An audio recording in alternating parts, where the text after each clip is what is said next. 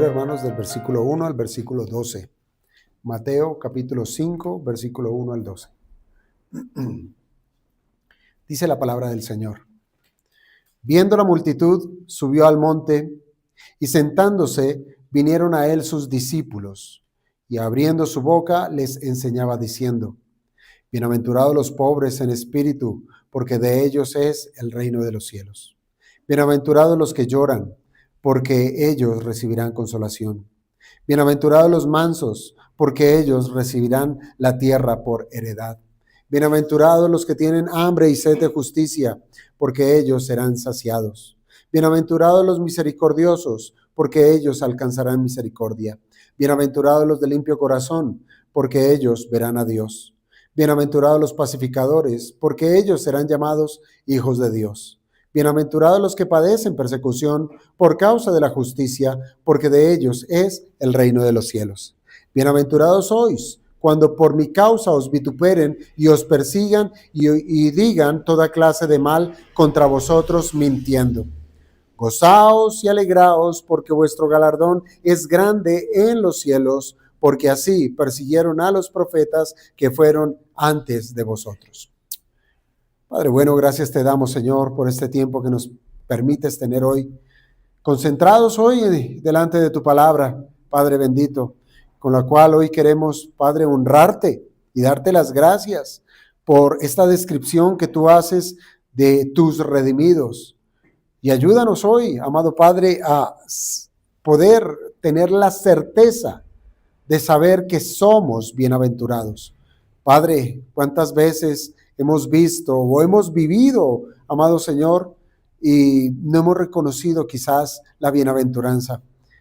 Y por eso rogamos hoy a ti, Padre, que hables a nuestros corazones, que a pesar de las dificultades, a pesar de las pruebas, de las persecuciones, a pesar del odio que podamos recibir, Padre, que podamos sabernos bienaventurados. Padre, te pedimos que nos ayudes en este tiempo de predicación, alivia nuestras almas y que hoy, Padre, podamos servirte desde este lugar, postrados delante de tus pies, atendiendo a tu verdad. Lo pedimos, Padre de la gloria, orando en Cristo Jesús. Amén. Podemos tomar asiento, hermanos.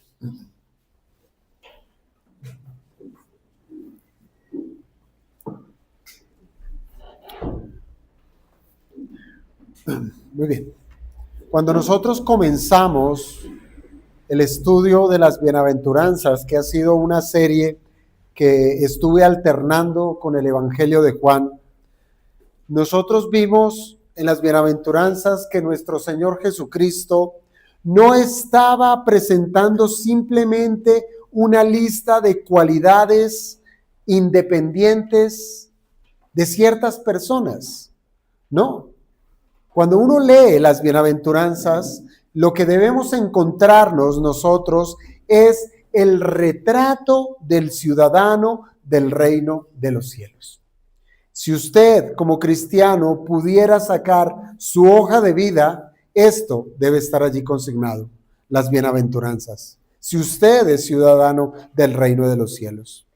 Mire cómo el Señor comenzó este discurso del Sermón del Monte con las bienaventuranzas. Pero mire cómo comenzó las bienaventuranzas al decir: bienaventurados los pobres en espíritu. ¿Por qué? Porque de ellos es el reino de los cielos. ¿Esto qué significa, hermanos? Esto significa que el discípulo comienza reconociendo su pobreza espiritual. Allí está el comienzo de su vida, de su nueva vida en Cristo. Comprende que no tiene nada que presentar delante de Dios y que ahora depende completamente es de la gracia de Dios. Y es de allí, hermanos, de esta miseria espiritual, de donde surge las otras bienaventuranzas, donde surge el lloro por el pecado, donde surge la mansedumbre, donde surge el hambre y la sed de justicia. Pero hermanos, Ahora, ese carácter que hasta allí, hasta hambre y sed de justicia, que se anidaba en el corazón del creyente, ahora lo que hace el Señor Jesucristo con el resto de las bienaventuranzas es mostrar que ese carácter sale a la luz, comienza a manifestarse en sus relaciones con los demás. Por tanto, todo aquel que es pobre en espíritu, que ha llorado por su pecado, que tiene mansedumbre, que es manso, que tiene hambre y sed de justicia, ahora ese mismo hombre se convierte en un cristiano misericordioso, en un cristiano limpio de corazón, en un cristiano que procura la paz. Pero entonces, hermanos, es cuando llegábamos a esa octava bienaventuranza. Bienaventurados los que padecen persecución por causa de la justicia. Y ese texto que lo encontramos allí en el versículo 10 se desarrolla de una manera muy personal y detallada en el versículo 11, cuando dice: bienaventurados sois cuando por mi causa os vituperen y os persigan, etc. ¿Esto qué nos muestra, hermanos? Esto nos muestra que la vida que Cristo describe en las bienaventuranzas no siempre va a producir una aprobación en el mundo. Cuando la justicia, escúchalo, cuando la santidad, cuando la fidelidad a Cristo se refleja en la vida del cristiano, eso va a entrar en un conflicto directo con el mundo, con los valores mundanos. Y puede eso traer a nuestra vida lo que aquí se nos enuncia: la oposición, la persecución. Pero hermanos, ¿sabe qué es lo sorprendente? Lo sorprendente es que la respuesta que Cristo exige del cuidado del reino de los cielos, cuando nosotros expresamos lo que somos, ciudadanos del reino, y cuando empezamos a ver que los enemigos de Cristo ahora son nuestros enemigos y empiezan a actuar de manera violenta, ahora el Señor Jesucristo nos insta, nos ordena a responder, escuche bien, no con venganza, no con odio, no con palabras ofensivas, sino con gozo y alegría. 2 mandamientos, que bueno, los vamos a considerar como uno solo. Gozaos y alegraos. Sí, hermanos, en medio de la tribulación, sí, hermanos, en medio de la persecución, el Señor nos manda a gozarnos y alegrarnos. ¿Sabe por qué? Porque vuestro galardón es grande en los cielos. Hermanos, el cristiano no solamente debe aprender a soportar la persecución, debe aprender a mirar la persecución desde la perspectiva del reino de Dios. Lo señalaba un autor al decir que el cristiano debe vivir teniendo presente quién es, a dónde va y qué le espera. Y me parece que es importante que eso esté en nuestra vida, que sepamos vivir con esos 3 frentes, saber quiénes somos, saber cuál es nuestra meta, saber qué es lo que nos espera en esa meta. Por eso, hermanos, hoy nos vamos a centrar en Mateo capítulo 5, versículo 12. Mateo 5:12 está directamente unido a la última bienaventuranza, pero también puede servirnos como un cierre, como una conclusión para las bienaventuranzas. El Señor Jesucristo lleva aquí las bienaventuranzas a una conclusión práctica. Una conclusión práctica. ¿Qué sucede cuando vivir como ciudadano del reino de los cielos tiene un costo? ¿Qué sucede? ¿Qué va a pasar con nosotros cuando vivir como cristiano, cuando vivir como nos demanda el Señor en este mundo en el cual está minado de enemigos, ¿qué va a ocurrir en nuestra vida? Y lo primero que quiero esbozar, amados hermanos, es el gozo. ¿Mm? El gozo del discípulo en medio de la persecución. Bien lo presenta allí el versículo 12. Gozaos y alegraos. Hermanos, esas par de palabras son verbos, pero esos verbos son imperativos. ¿Esto qué significa? Que son mandamientos. No es opcional, no es si quiere, no es si te sientes bien, si estás de ánimo, si tienes mucha o poca persecución. No depende de las circunstancias. El Señor está diciendo en medio de una circunstancia muy, pero muy gravosa, y es cuando os vituperen, cuando os persigan, cuando digan toda clase de mal contra vosotros, en ese momento gozaos y alegraos. ¿Mm? Gozaos y alegraos. Y es un mandamiento, un mandamiento. Mire, hermanos, después de presentar el carácter del ciudadano del reino, nuestro Señor llega a una situación concreta. ¿Qué debe hacer el cristiano cuando vivir fielmente para Cristo le trae oposición? ¿Qué debemos hacer? ¿Qué debemos hacer? Y la respuesta es clara: gozaos y alegraos. Y notemos, hermanos, que el Señor no dice simplemente, bueno, si viene la prueba, si viene la persecución, sopórtenlo. Simplemente sopórtenlo, aguanten, ¿no? Él no dice eso. Tampoco nos dice, sopórtenlo y no se quejen, no se quejen. No, eso no lo está diciendo. Lo que nos está mandando es algo mucho más profundo, y es a gozarnos y a alegrarnos. Y esto tiene unas perspectivas que quiero que las veamos. Ese gozarnos y ese alegrarnos no se trata de alegrarnos por la persecución en sí mismo. No es alegrarnos por el dolor. No es alegrarnos porque estén hablando mentira de mí en sí mismo. No. Y esto debe quedar muy claro desde el principio, hermanos. El Señor Jesucristo no está enseñando que el sufrimiento sea agradable ni que debamos buscarlo. Escúchelo bien. Eso no lo está mandando el Señor. El Señor no nos ha mandado a que seamos masoquistas. No nos manda a buscar el sufrimiento y a que nos agrademos del sufrimiento. Hermanos, la persecución realmente es dolorosa.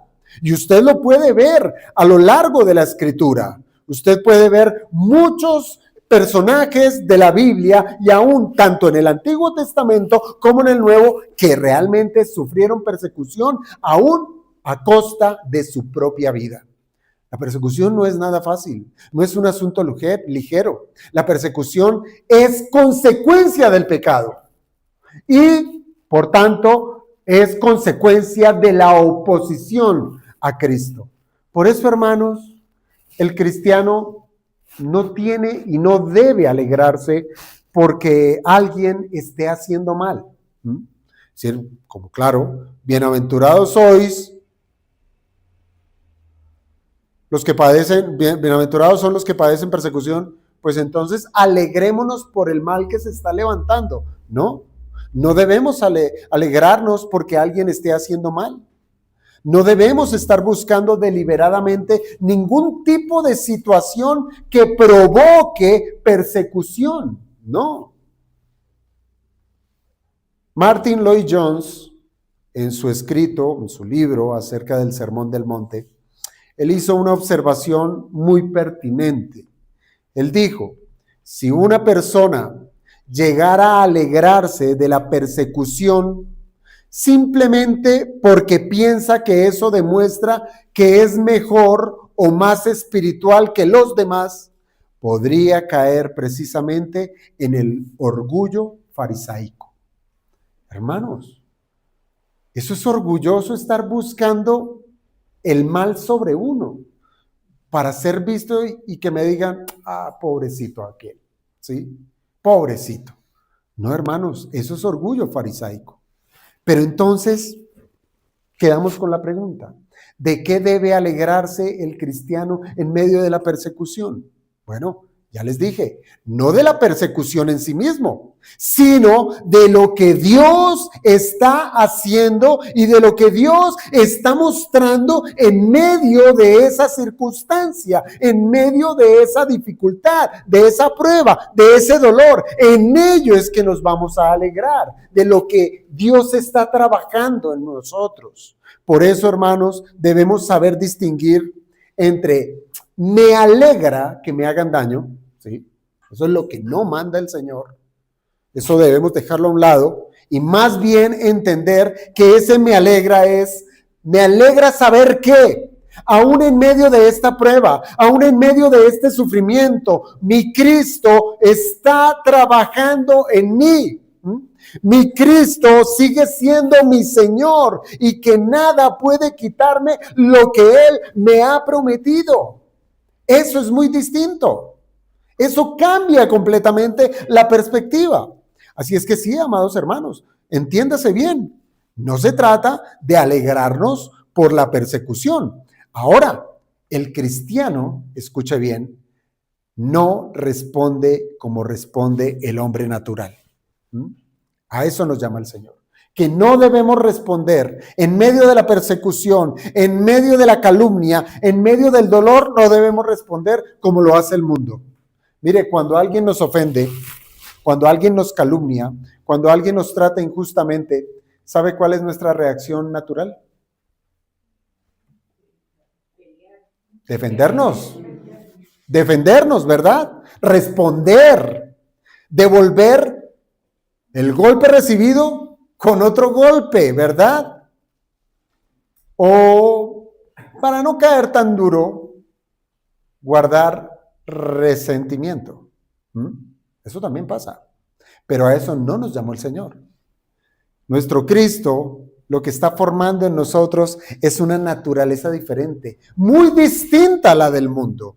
Hermanos, el cristiano no debe desquitarse.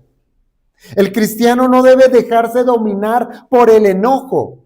El cristiano no debe permitir que la persecución termine hundiéndolo en una depresión espiritual.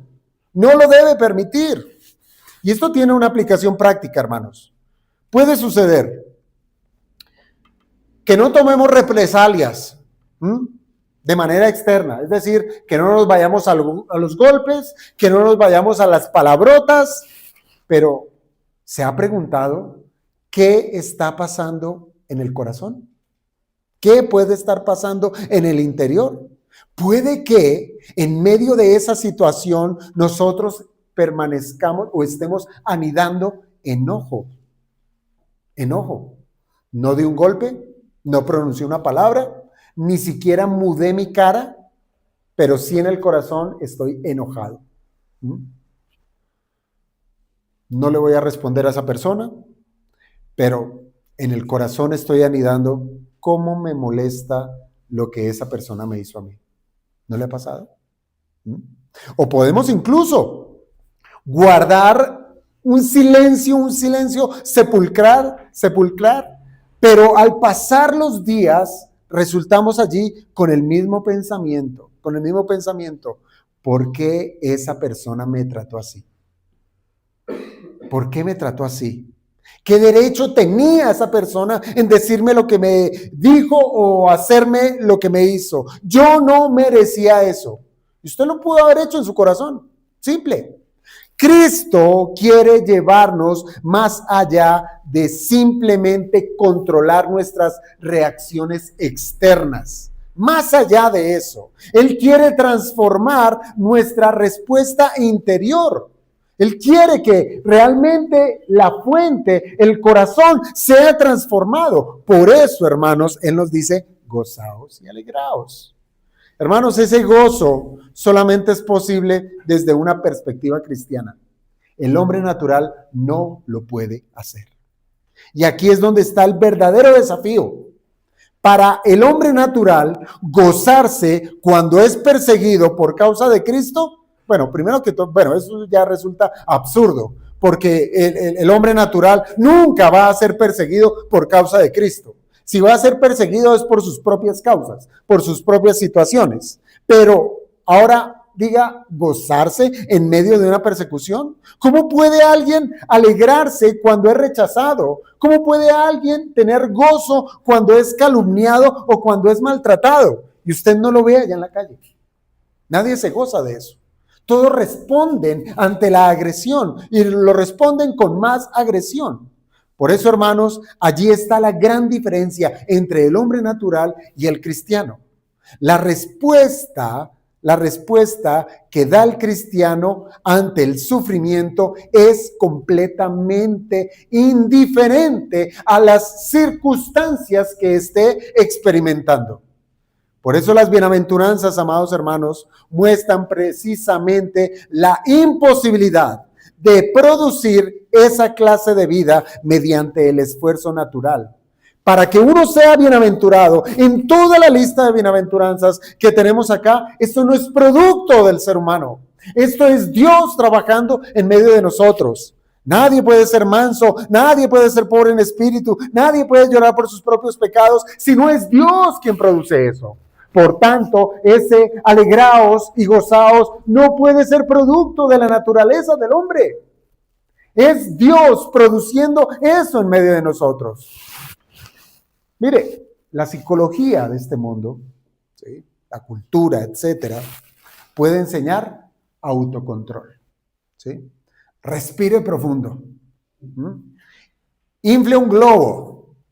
Y una cantidad de técnicas basura que, como si usted soplando en una bolsa, allá quedara su odio. Eso es falso. ¿Sí? El mundo nos puede enseñar autocontrol. Puede enseñar a no responder a una provocación. Puede enseñar a mantener la compostura. Pero hermanos, gozarse, alegrarse, eso no lo puede enseñar el mundo. Porque el mundo no puede dar eso. Gozarse en medio de la persecución por causa de Cristo es otra cosa. Es algo completamente distinto. Eso es un fruto de una perspectiva que mira más allá de las circunstancias. Por eso, hermanos, el escritor a los Hebreos, en el capítulo 12, versículo 2, Hebreos 12:2, nos presenta a Cristo como nuestro ejemplo supremo. Hebreos capítulo 12, versículo 2.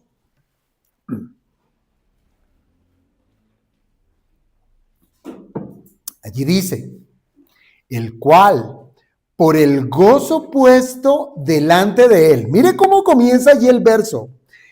Por el cual, por el gozo puesto delante de él, ¿qué hizo? Sufrió la cruz, menospreciando el oprobio. Hermanos, nuestro Cristo, para subir a esa cruz, él se gozó. Ahora, entienda una cosa, Cristo no consideró agradable la cruz. Ay, tan bonita, cómo raspa esta cruz. Ay, esos clavos tan delicados. No. La cruz fue realmente dolorosa, la cruz fue vergonzosa, la cruz fue terrible. Pero hermanos, entonces, ¿qué quiso decir el autor a los Hebreos cuando dijo, cual por el gozo puesto delante de él sufrió la cruz? Pues hermanos, es que nuestro Cristo pudo soportar el dolor de la cruz porque tenía delante de sí el gozo que le esperaba. El gozo que le esperaba. Y por tanto, ¿qué debemos hacer nosotros como discípulos de Cristo? Pues debemos aprender a caminar de la misma manera que caminó nuestro Señor Jesucristo, gozarnos aún en medio de la situación, porque Dios tiene un propósito para eso lo que nos está sucediendo. Entonces, hermanos, el gozo cristiano tiene que mirar más allá de la circunstancia. Usted tiene su problema, tiene el vecino que lo humilla, que lo ultraja, que como usted es cristiano, entonces le sube más volumen al radio, y le pone la música más detestable a vida y por haber, ¿sí? Entonces allí usted tiene que saber mirar más allá de esa burbuja, de esa circunstancia. El gozo cristiano tiene que mirar más allá de ese sufrimiento presente. Por eso el Señor Jesucristo no nos pide gozaos y alegraos porque la persecución es buena. No lo dice. Es gozaos y alegraos porque vuestro galardón es grande en los cielos. ¿Sabe? Nos puso a mirar más allá y mucho más allá. Es decir, hermanos, el gozo tiene un propósito. El gozo tiene una razón, más bien, una razón. El cristiano puede gozarse porque sabe que aquello que él está sufriendo ahora no tiene la última palabra. La circunstancia no tiene la última palabra, hermanos. Pablo pudo decir, porque para mí el vivir es Cristo y el morir ganancia, ¿verdad? También el apóstol dijo, pues tengo por cierto que las aflicciones del tiempo presente, sí, todas, persecuciones, cárceles, latigazos, etcétera, todo lo que sufrió el apóstol, tengo por cierto que las aflicciones del tiempo presente no son comparables con la gloria venidera que en nosotros ha de manifestarse. No se comparan. Entonces usted debe coger la circunstancia, la prueba, la persecución, el vituperio, sí, a esos que le son para usted enemigos. Usted debe tomar eso y decir, esto no pesa, no pesa. Si tengo al otro lado la gloria venidera, esto, lo que me está ocurriendo, no es absolutamente nada. Entonces es allí, hermanos, donde gozaos y alegraos no es una orden aislada o una invitación si usted quiere o no alegrarse o gozarse. No. Tampoco es un optimismo superficial. No, hermanos, ese gozarse y alegrarse es el resultado de mirar más allá de la circunstancia, es mirar más allá de la persecución, es mirar, ¿sabe cómo? Desde la perspectiva de la fe, de la fe. Pudiéramos nosotros resumir este primer punto así, hermanos, el cristiano no se alegra porque ha sufrido, porque el sufrimiento sea agradable. Por eso no se alegra, por eso no se goza, sino que se goza y se alegra porque sabe que aún en medio de ese sufrimiento pertenece a Cristo. ¿Puede usted creerlo? Que en medio del huracán mismo usted puede decir, soy de Cristo, nada me pasará.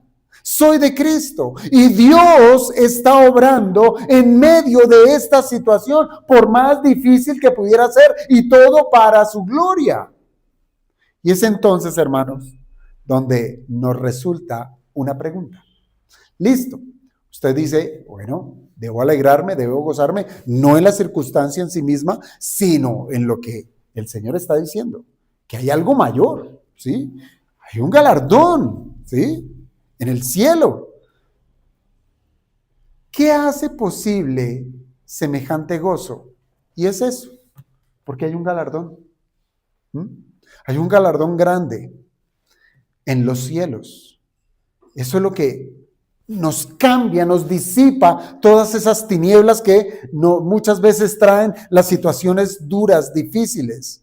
Decir, Señor, esto podrá matarme, pero nunca me quitará el amor por ti, ni el amor que tú tienes por mí. Hay algo mayor. Y este es nuestro segundo punto, hermanos. La recompensa del discípulo en los cielos.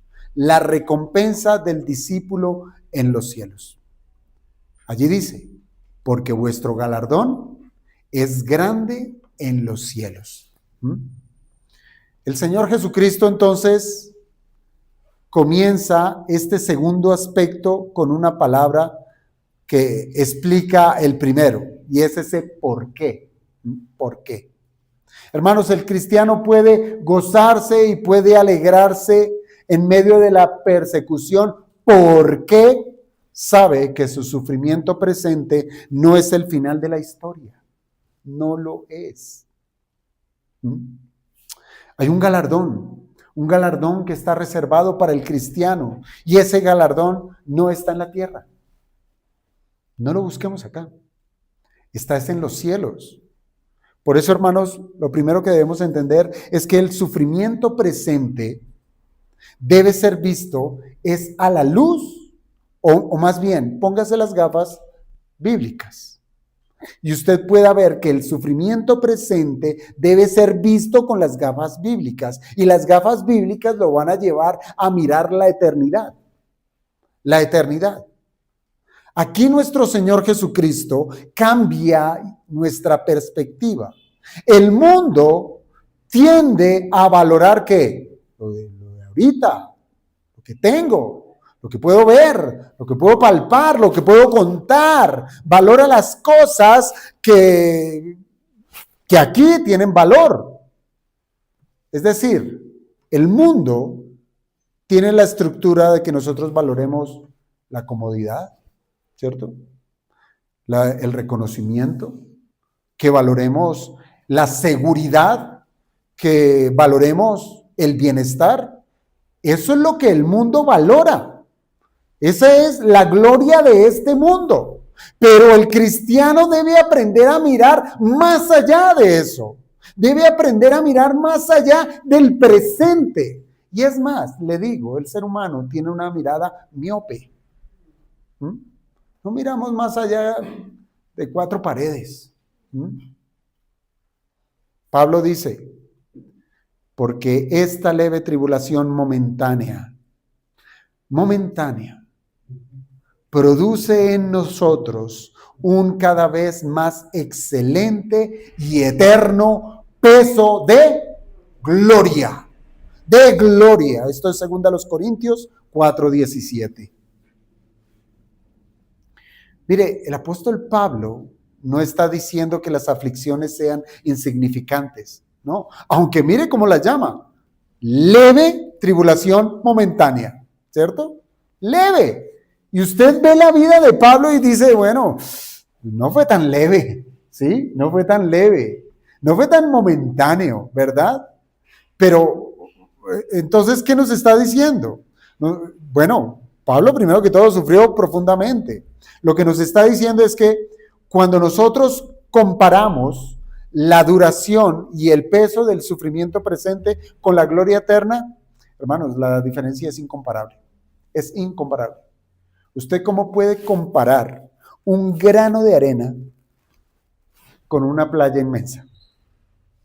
Es imposible hacer una comparación allí. Por eso el mismo apóstol añade allí, en ese mismo capítulo 4 de 2 Corintios, en el versículo siguiente, en el 18, 2 Corintios 4:18, él añade, no mirando nosotros las cosas que se ven, sino las que no se ven. ¿Y usted cómo puede ver algo que no se ve? ¿Cómo? Por medio de la fe. Por medio de la fe. Esto es precisamente lo que nuestro Cristo nos está enseñando aquí en Mateo 5:12. El discípulo no puede vivir mirando solamente lo que tiene delante de sus ojos. No más. No solamente eso. Mire, si nosotros viéramos solamente la persecución, ¿qué pasa en nosotros? ¿Qué pasa? Desánimo, ¿sí? Rencor, amargura. Eso es lo que pasa. Si usted solamente mira la persecución, no puede mirar más sino eso. Si solamente miramos la injusticia con que nos tratan, si usted solo queda mirándose, ay, pero es que yo hice esto bien y aquí me están tratando de manera injusta, pues nos vamos a amargar solamente amargarnos. Si solamente nosotros miramos lo que hemos perdido, ¿qué es lo único que va a resultar? La queja. Nos vamos a quejar, nada más. Pero hermanos, cuando nosotros levantamos nuestra mirada a lo que nos está pidiendo el Señor, que miremos hacia los cielos, nuestra perspectiva cambia. Ya vamos a mirar eso como poco, como leve. Esta pequeña tribulación que tiene su tiempo contado. Quizás ese tiempo contado sea la existencia de mi vida terrenal aquí, pero igual es leve.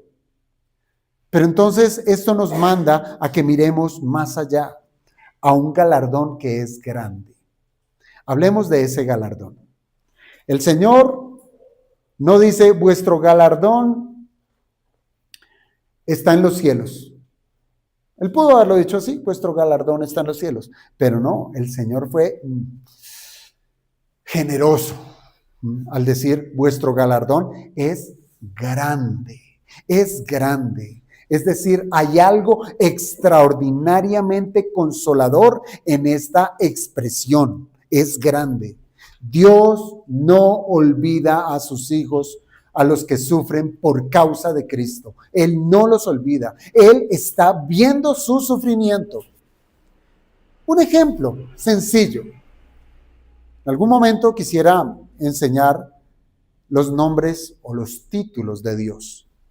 Hay un título que el Señor recibió en el Antiguo Testamento cuando la sierva de Sara, la esposa de Abraham, fue arrojada al desierto con su hijo.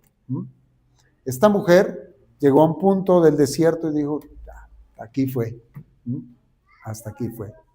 Pero el Señor se manifestó y la expresión de Agar fue, el Señor me ve, el Señor me ve. El Señor ve las aflicciones de los suyos. El Señor no nos descuida, aún en medio del dolor más profundo, llámese una relación, llámese una pérdida económica, llámese enfermedad, todo en nombre de Cristo, el Señor lo está mirando. Y hay un texto, hermanos, que debiera siempre estar en nuestra mente, en nuestro corazón, que yo creo que nos alienta mucho. Y es Hebreos 6:10. Hebreos 6:10.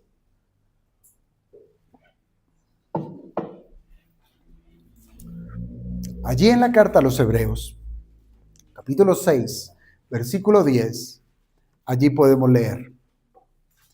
Porque Dios no es injusto para olvidar vuestra obra y el trabajo de amor que habéis mostrado hacia su nombre. Él no lo va a olvidar.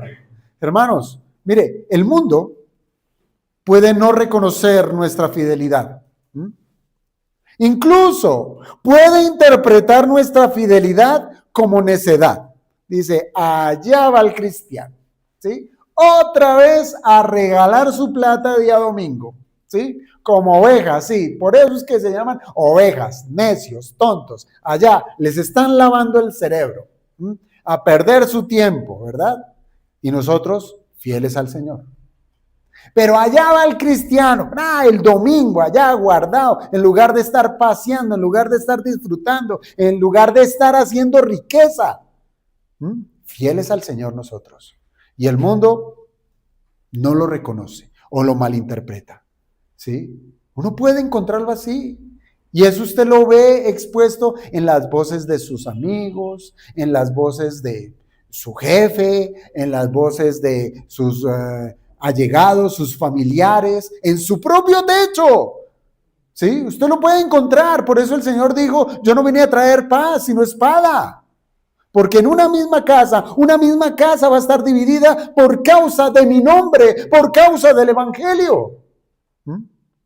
Y usted puede decir, duro, es difícil, qué dolor. Pero ¿sabe qué? Dios no ha olvidado, no nos ha olvidado, no nos ha desamparado. Esto debe producir, amados hermanos, en nosotros una perspectiva completamente diferente acerca del sufrimiento. El mundo puede decir, ¿de qué le sirve ser fiel a Cristo? Míralo, allí, vaciado, no tiene nada, pobre, enfermo, qué sé yo. ¿De qué le sirve ser fiel a su Dios, a su Cristo, si va a sufrir por ello? Fácilmente usted puede ser impulsado en su carne y decir, oiga, sí, no tengo que salir de esto, acomodé lugar. Pero ¿sabe qué nos responde Cristo? Hay una frase en Lucas que el Señor trata a sus discípulos y me parece impresionante y le dice a sus discípulos, no temáis manada pequeña. Sí, hermanos, y esa es la respuesta que nos da hoy el Señor en medio de la dificultad, en medio de la persecución. No temáis, manada pequeña, vuestro galardón es grande en los cielos. Por eso, hermanos, nuestra fidelidad no depende de que recibamos una recompensa inmediata en esta vida. No depende de eso. Depende es que tenemos un galardón en los cielos y que es grande. Ahora, entienda una cosa, el galardón no significa que merezcamos la salvación. ¿Me explico? Cuando el Señor Jesucristo habla de galardón, no está enseñando salvación por méritos. Es decir, obedece, alégrate, gózate y yo voy a pagarte eso. No, eso no lo está diciendo. La salvación es por gracia, ¿cierto? Por gracia es la salvación por medio de la fe, no por obras. El cielo, hermanos, nunca, escúchalo bien, el cielo nunca será el salario que Dios esté obligado a pagar por nuestro sufrimiento. Señor, mira mi sufrimiento, lo traigo acá. ¿Dónde están las llaves de mi morada eterna? No. El galardón es una expresión de la gracia de Dios, de la gracia de Dios. Dios como Padre ha determinado recompensar a sus hijos, pero esa recompensa sigue siendo un acto de gracia, de pura gracia. Y esto es importante, ¿sabe por qué? Porque de lo contrario podríamos llegar a pensar, bueno, entre más sufra, Dios me debe más, ¿cierto? Dios me debe más. Por eso ese pensamiento religioso de, ay, preséntele su sufrimiento delante del Señor, que Él lo recompensará. No. Todo lo que nosotros recibimos de Dios es por gracia. Por gracia. Incluso, y lo veíamos al estudiar el capítulo 16 de la Confesión de Fe, nuestras buenas obras son fruto de la gracia de Dios, obrando en nosotros. Es como Pablo lo decía a los filipenses, porque Dios es el que en vosotros produce así el querer como el hacer, por su buena voluntad. Por tanto, hermanos, podemos nosotros hablar de recompensa sin abandonar la doctrina de la gracia. Entonces, hablemos ahora del galardón que está en los cielos. Esto también es significativo. Nuestro Señor no promete, vuestro galardón está aquí en la tierra. ¿Se imaginan? Estaríamos poniendo nuestra mirada en cualquier cosa que nuestro corrupto corazón desee. El carro, la casa, el descanso, la comodidad, buscando el galardón aquí en la tierra. No, el Señor dijo, está en los cielos. ¿Esto qué significa? Esto significa que no debemos estar esperando en esta vida terrenal. No debemos estar esperando en esta vida necesariamente que se nos haga justicia. No debemos esperar que nuestra fidelidad en Cristo sea pagada en esta vida. No, hermanos. ¿Se acuerdan por allá en Apocalipsis? Cuando las almas de los decapitados, ¿dónde están las almas de los decapitados? En el cielo, en la gloria, ¿verdad? ¿Y qué dicen las almas de los decapitados? ¿Hasta cuándo, Señor? ¿Hasta cuándo? ¿Qué? ¿Qué está pidiendo? Harás justicia por lo que nos pasó, Señor, por nuestra sangre. ¿Hasta cuándo? ¿Y dónde están ellos? En la gloria. Así es que, hermanos, no esperemos que se nos haga justicia a nosotros aquí en la tierra. A veces sí, hermanos, el justo va a sufrir y el impío, ¿usted cómo lo va a ver? Prosperando, engordando, creciendo. A veces el cristiano será rechazado en esta tierra, precisamente por hacer ¿qué? Lo bueno. ¿Cómo así? ¿Por hacer lo bueno me va mal? A veces, hermanos, la fidelidad a Cristo tendrá un costo real. Un costo real. Ser fiel a Cristo tiene un costo, hermanos. Tendrá el costo de reputación, relaciones rotas, tendrá un costo de oportunidades que tendremos que dejar pasar, tendrá un costo de comodidades que no serán las nuestras. E incluso, hermanos, en algunos lugares el costo será nuestra vida misma. Será nuestra vida misma. Pero Cristo dice, vuestro galardón es grande y está en los cielos. Esto nos recuerda a lo que encontramos en Hebreos capítulo 11. Hebreos 11.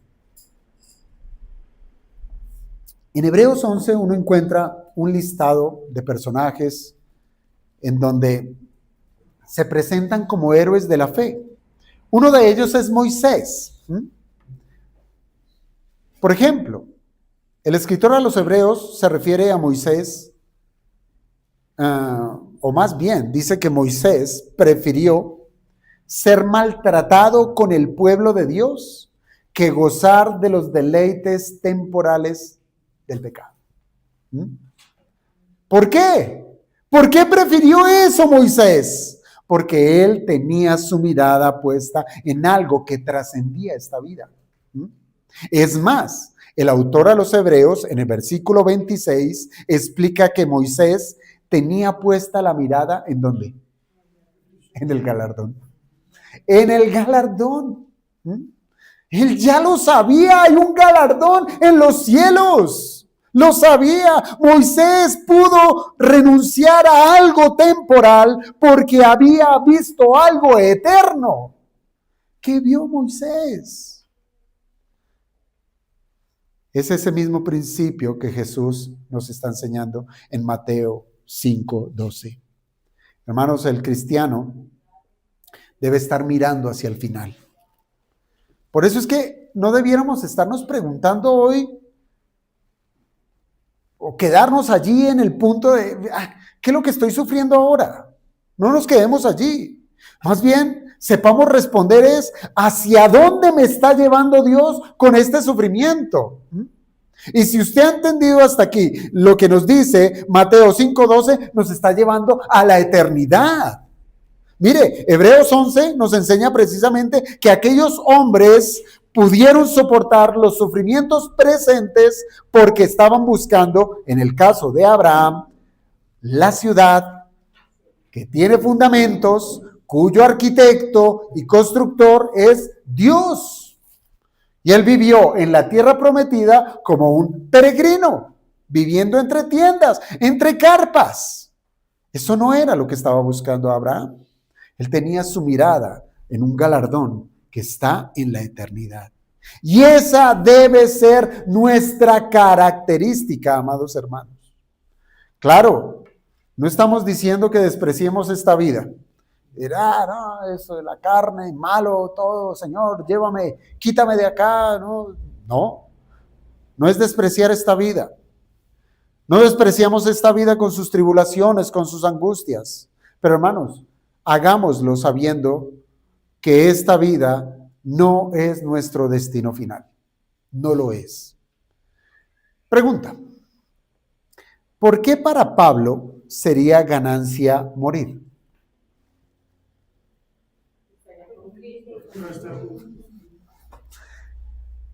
¿Cuál es el galardón? Para Pablo era ganancia morir, porque para el creyente morir debe significar estar con Cristo. Con Cristo. Por eso, hermanos, el pensamiento de la eternidad no debe producir terror en el creyente, sino esperanza. Ahora, también debemos saber direccionar dónde está nuestro gozo. Si nuestro gozo está en la eternidad, si nuestro galardón está en el cielo, no podemos considerar solamente, la ciudad donde las calles son de oro, donde los mares son de cristal. Sí, mi galardón. Hermanos, un lugar así, sin Cristo, no vale nada. No vale nada. No vale nada. La vida cristiana consiste hoy en tener constantemente presente el destino final, que vamos a estar con nuestro amado. Lo que me espera cuando yo llegue allá. Aquel que me va a decir, entra al reposo. entra conmigo. ¿Por qué Cristo? Porque el Antiguo Testamento está saturado de textos de decirnos cuál es el galardón. Quiero citar algunos textos. Salmo 73. Tome nota. Salmo 73, 25, 26. Dice el salmista: ¿a quién tengo yo en los cielos sino mi casa?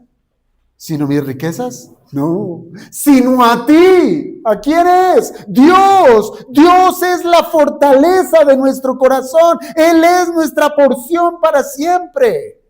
Salmo 119, verso 57. Salmo 119, versículo 57. Dice el salmista: mi porción es este pedacito de cielo. Mi porción es Jehová. Es Jehová. Lamentaciones. Lamentaciones 3:24. Lamentaciones 3:24 dice: mi porción es Jehová, dijo mi alma. Números 18:20. Números 18:20. Yo soy tu parte y tu heredad. Precioso. Deuteronomio 10:9. Deuteronomio 10:9. Jehová es su heredad. Y uno más, en el libro del Génesis. Génesis 15, versículo 1. Génesis 15, verso 1. Yo soy tu escudo y tu galardón será sobremanera grande.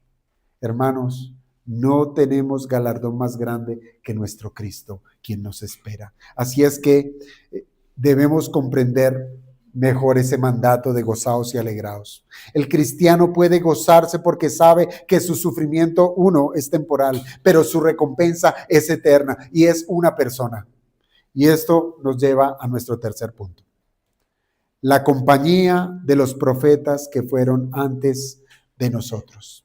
La compañía de los profetas que fueron antes de nosotros. Miren, nuestro Señor Jesucristo termina este versículo, versículo 12, poniendo nuestra mirada. Mire, primero nos puso la mirada en la eternidad y ahora nos dice: mire para atrás. Mire para atrás. Lleva la mirada hacia atrás. Porque así persiguieron a los profetas que fueron antes de vosotros. Y esto es importante. ¿Sabe por qué? Porque el Señor les está diciendo a los discípulos y a nosotros, en esencia, lo que ustedes están experimentando no es algo extraño, ¿sí?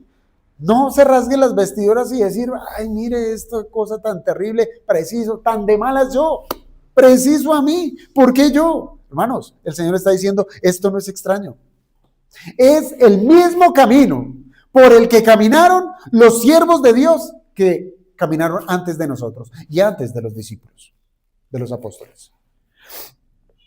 El discípulo de Cristo no debe pensar que la oposición es una señal de que algo salió mal. Porque suele pasar, hermanos, decir: ¿qué estoy haciendo mal?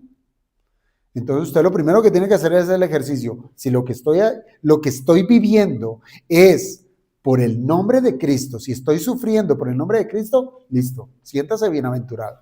Pero si usted está sufriendo por una incompetencia suya, por una debilidad suya, por un pecado, bueno, entonces no se pregunte: ¿y por qué estoy en semejante mal? Entonces, ya sea lo uno, sea lo otro, no debiéramos estar preguntándonos ¿y qué pudo salir mal si todo iba nomás de bien? Hermanos, si la persecución ocurre por causa de Cristo, puede ser precisamente una evidencia de que estamos caminando por el camino correcto. Por el camino correcto, por el camino que caminaron los fieles de Dios. Entonces piense, hermano, si usted ha sufrido en esta vida, usted puede decir: mi vida, 1A, todo bien, bendecido por el Señor. Pues cuidado, porque ¿qué camino está caminando? ¿Sí? Si usted camina sin dolor en este mundo, es porque seguramente es un camino allanado de este mundo. Un camino donde el mundo es su amigo y no le hace daño. A usted no lo toca, no le hace daño.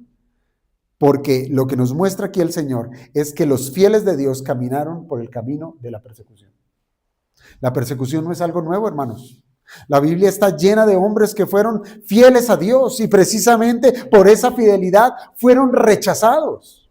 Hermanos, y yo creo que el mejor ejemplo son los profetas. ¿Por qué? Porque los profetas fueron llamados por Dios para anunciar la palabra de Dios, para llevar la verdad de Dios. Pero muchas veces esos profetas fueron rechazados. ¿Por quiénes? Por aquellos que recibían las palabras del profeta. Y lo estamos leyendo desde el libro de Jeremías, ¿verdad? Jeremías fue perseguido, fue encarcelado, fue arrojado a un pozo, ¿cierto? Elías, profeta Elías, ese sí que le tocó duro. Cayó en manos de un rey terrible, Acab, y de su esposa, que era peor, Jezabel.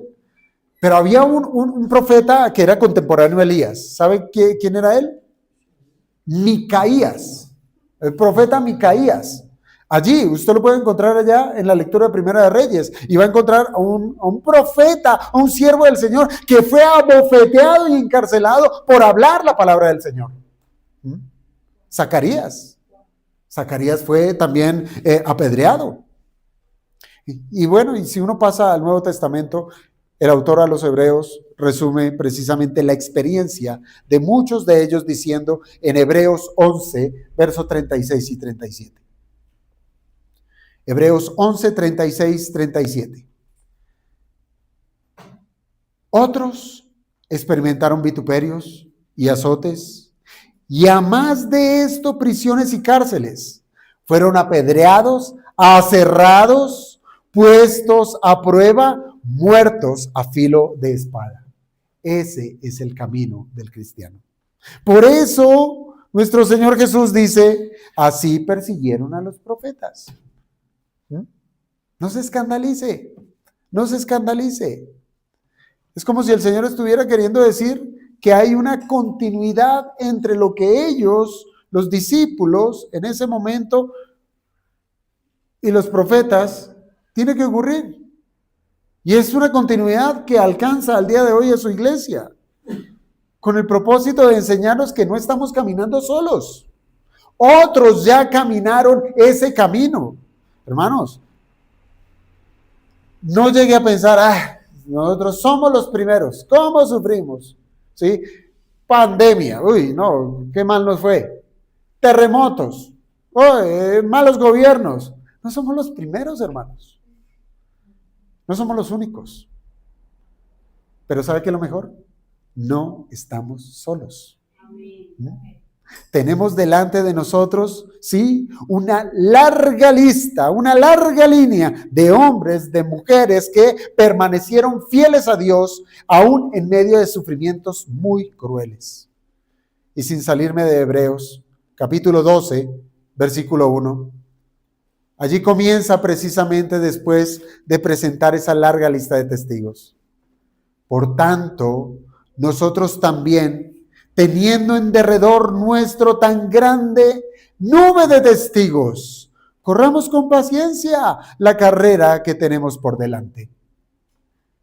Ahora, hermanos, entiendan una cosa. El sufrimiento, con esto, nos identifica con el pueblo de Dios. Y esto es hermoso. Esto nos debe ayudar, hermanos, a entender una verdad sumamente importante, y es que ser perseguido por causa de Cristo no significa que Cristo nos haya abandonado. No, por el contrario, cuando nosotros sufrimos precisamente por nuestra fidelidad a Cristo, ¿sabe qué estamos experimentando? Estamos experimentando algo que ha caracterizado siempre al pueblo de Dios a través de toda la historia de la redención: perseguidos por el nombre de Cristo. Bien dijo el apóstol Pablo a los filipenses: porque a vosotros os es concedido. Mire, nos ha sido concedido a causa de Cristo, no solo que creáis en Él, sino que también que padezcáis por Él. Filipenses 1:29. El apóstol Pedro replicó algo similar en su primera carta, capítulo 4, versículo 12. Amados, no os sorprendáis del fuego de prueba que os ha sobrevenido, como si alguna cosa extraña os aconteciere. Hermanos, la persecución no es extraña. No es algo extraño. Primera de Pedro 4:12. El cristiano, por tanto, ¿sí? Puede sorprenderse de que le persigan. Se puede sorprender. Pero hermanos, la Escritura nos enseña que no debería sorprenderse que el mundo rechace a quienes pertenecen a Cristo. El mismo Señor Jesucristo dijo, si a mí me han perseguido, también a vosotros os perseguirán. No es sorpresa, no lo es. El mundo trató a nuestro Señor Jesucristo de la misma manera. Fue rechazado, fue vituperado, fue acusado falsamente, fue golpeado y finalmente fue llevado a la cruz. Por eso, hermanos, cuando un cristiano es rechazado por causa de Cristo, está participando de alguna manera en los sufrimientos de Jesucristo. En alguna manera. Pedro dice, Primera de Pedro 4:13. Primera de Pedro 4:13. Gozaos por cuanto sois participantes de los padecimientos de Cristo. A él le quedó muy claro el sermón del monte. Primera de Pedro 4:13. Y este texto nos ayuda a nosotros a entender nuevamente esa palabra gozaos. Hermanos, el gozo no procede del sufrimiento en sí mismo, procede de saber si estoy sufriendo es por pertenecer a Cristo. Y espero, hermanos, de verdad, y cierro ya, que esto cambie nuestra manera de pensar frente a las persecuciones, frente al sufrimiento. Hermanos, yo creo que la imagen es sumamente apropiada para cerrar las bienaventuranzas. Hay un camino delante de nosotros, sí, y en ese camino habrá momentos duros de oposición, momentos de sufrimiento, pero no debemos abandonar la carrera, no debemos abandonar el camino. ¿Sabe por qué? Porque conocemos el final del camino. Aunque el camino del ciudadano del reino de los cielos es de rechazo, es de desaprobación, es de sufrimiento, pero hermanos, es un camino que conduce a la gloria, que conduce a Cristo. ¿Por qué rechazarlo? ¿Por qué rechazarlo? Así que, hermanos, cuando sea rechazado por causa de Cristo, la pregunta no es ¿por qué me está pasando esto? No se pregunte por qué me está pasando esto. Más bien, usted debiera conciliar sus pensamientos y decir, yo pertenezco a Cristo. Mi galardón está en los cielos y otros fieles caminaron este mismo camino antes que yo. No debo extrañarme. Y solamente así, hermanos, es que podremos obedecer el mandamiento de gozarnos y de alegrarnos. Pero déjeme aplicar esto de una manera muy rápida. Primero, no midamos nuestra fidelidad por la aprobación del mundo. No midamos nuestra fidelidad por el aplauso de otros. De decir, qué buen cristiano, qué buen padre, qué buen esposo. No mida su fidelidad de esa manera. Nosotros debemos estar dispuestos a seguir a Cristo, aunque nuestra fidelidad nos cueste la aceptación de otros, la comodidad de otros y aún la mía y el reconocimiento. Si todavía agradara a los hombres, dijo Pablo, no sería siervo de Cristo. 2, no confundamos persecución con las consecuencias de nuestro pecado. Cuidado con eso. No todo sufrimiento significa que estamos padeciendo por causa de Cristo. Debemos, sí, ser muy cuidadosos y a la luz de la Escritura examinarnos y preguntarnos si estoy sufriendo es por ser fiel a Cristo o por mi propia falta de sabiduría y de desobediencia, porque eso también ocurre. En tercer lugar, no permitamos que el sufrimiento produzca amargura. No permitamos que el sufrimiento produzca amargura. Cristo nos dice, gozaos y alegraos. Aun cuando suframos, hermanos, injustamente, debemos responder de una manera que honre a Cristo, dejando la causa, ¿a quién? a quien juzga, a quien juzga, a Dios. Cuarto lugar, miremos más allá del sufrimiento presente. Vuestro galardón es grande en los cielos. Nuestra esperanza no está en lo que podamos nosotros recibir aquí, sino en la gloria que nos espera. Y por último, hermanos, recordemos que no caminamos solos. No. Otros siervos de Dios caminaron por este camino y sobre todo, Cristo mismo caminó delante de nosotros. Por eso Hebreos nos llama a poner los ojos en Cristo, en Él. Y es así, hermanos, como podemos nosotros cerrar esta serie de las bienaventuranzas. Comenzó con pobres en espíritu. ¿Y ahora cómo termina? Gozaos y alegraos. Gozaos y alegraos. ¿Esto qué significa? Que el camino del ciudadano del reino pasa por la humildad, pasa por el arrepentimiento, pasa por la justicia, por la misericordia, por la pureza, por la paz. Y en ocasiones, porque debemos decirlo, son ocasiones por sufrimiento. Pero todo va a terminar en la gloria. Que el Señor nos ayude, amados hermanos. Oremos entonces.